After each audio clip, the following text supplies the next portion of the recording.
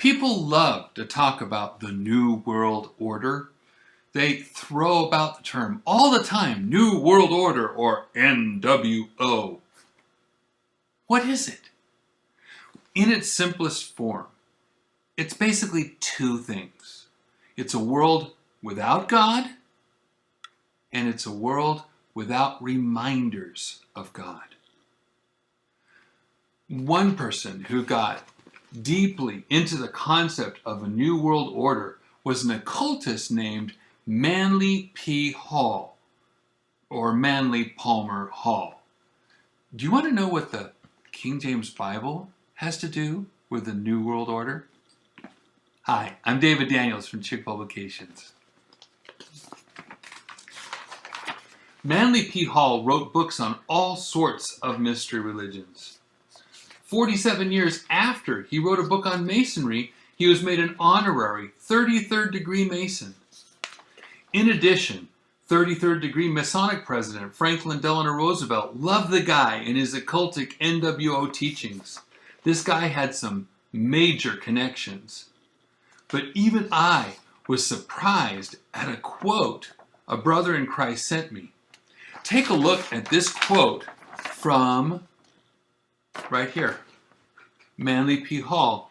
Do you see all these right here? Take a look. All the dots indicate missing pieces, right? Well, I had to find out what the quote was. And so I couldn't find it online except in little snippets. Here, I took pictures of the little snippets here. All right, so I had to piece together, not a whole article, but 215 little snippets, carefully trying to find the words before and the words after, till I pieced together 6,000 words of the article, enough to answer my question. The article is called Asia in the Balance.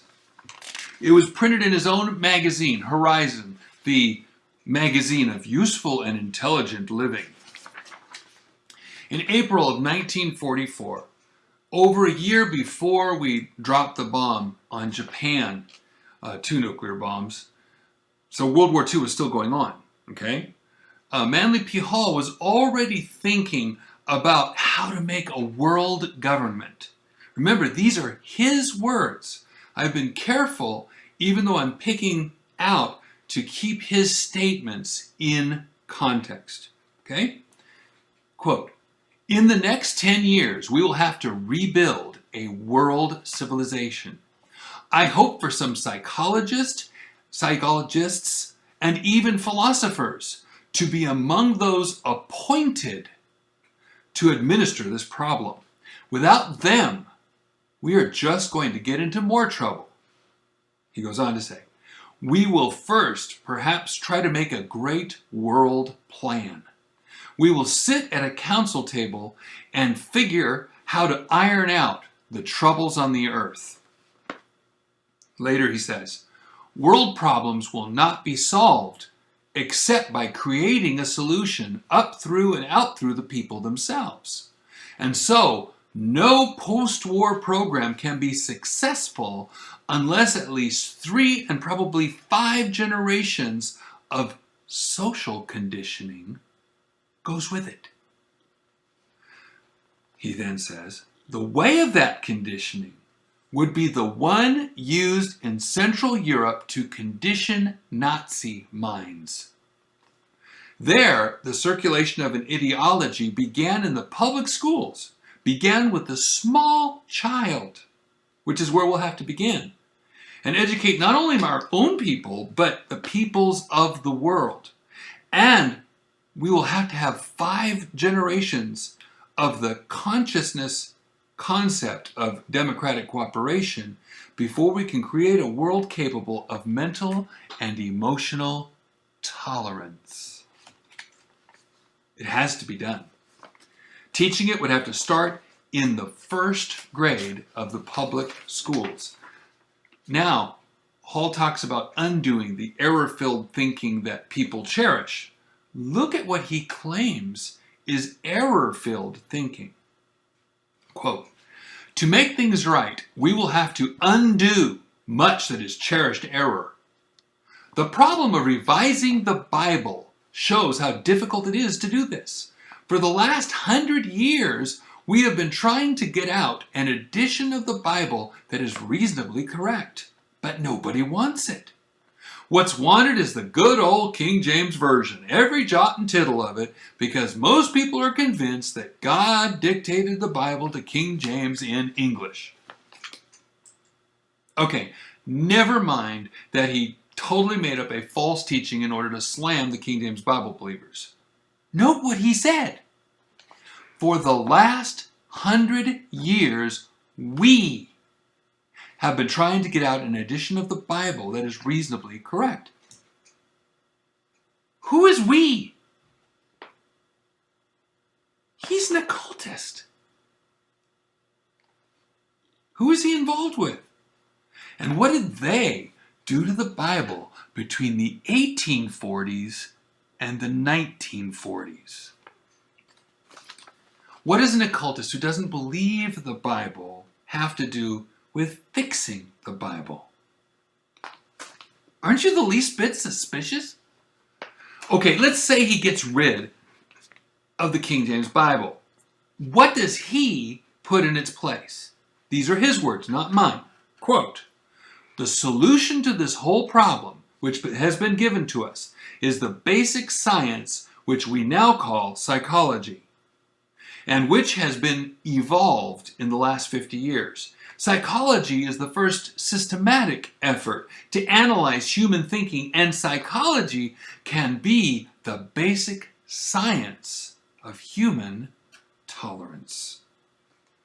Psychology from grade 1 and tolerance.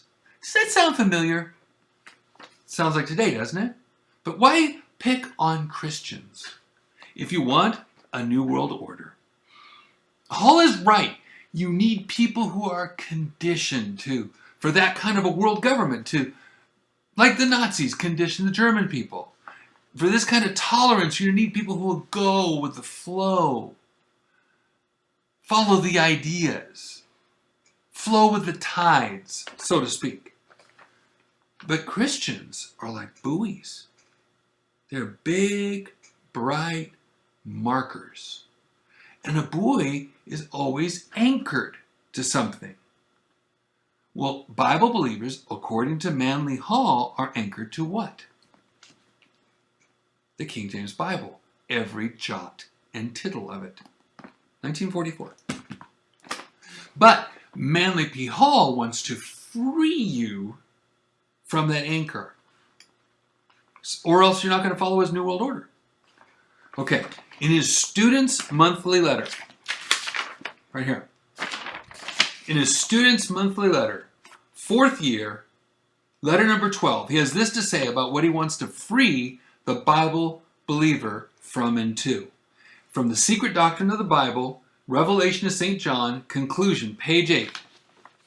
Examine several versions of the Christian Bible, as, for example, compare the King James Version with the modern Revised Edition, that's Westcott and Hort, and a recent publication, The Bible as Living Literature, we now call it the Living Bible. Consider the polyglots and get a parallel Greek-English text. You will make many interesting discoveries. And he goes on. We will discover numerous errors and alternative renderings and slowly recover from the infallibility complex from which so many Orthodox Bible readers seem to suffer. Read the Vulgate, the Septuagint.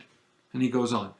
You will see the uselessness of picking phrases to pieces and trying to think in terms of jots and tittles. Oh, I get it. You'll be free to consider the larger issues like, joining his New World Order. You see, it doesn't matter what they're trying to free you to. What matters is what they're trying to get you from. The King James Bible, God's holy and preserved words in English. Trust holy words of God, or free yourself to be a slave to the New World Order. Take your pick. God bless you and have a wonderful day.